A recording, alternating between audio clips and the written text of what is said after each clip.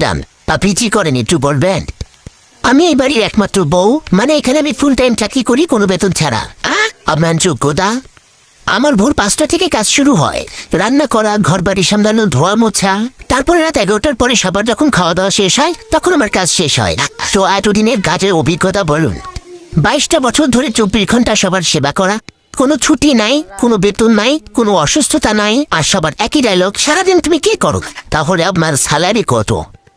সারাদিন শাশুড়ি ভুল ধরতেই থাকে, ননদের অভিমান লেগেই থাকে, আর স্বামী আমার উপর বিরক্ত। এটাই আমার স্যালারি।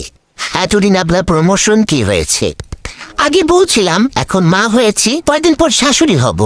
পদের নাম চেঞ্জ হয়ে যাবে কিন্তু দায়িত্ব চেঞ্জ হবে না। আমরা বাড়ির বউ, বুঝছেন? আমরা সংসারে স্থায়ী হয়েও আমাদেরকে ধরা হয় অস্থায়ী। আচ্ছা, এসব সিরিয়াস আলাপ বাদ, এখন বলুন আপনার শখ কি? শখ ঘোরাঘুরি করা? ও আচ্ছা, তাহলে এ পর্যন্ত কোথায় কোথায় ঘোরাঘুরি করেছেন?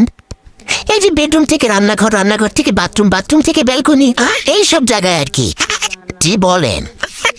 জি।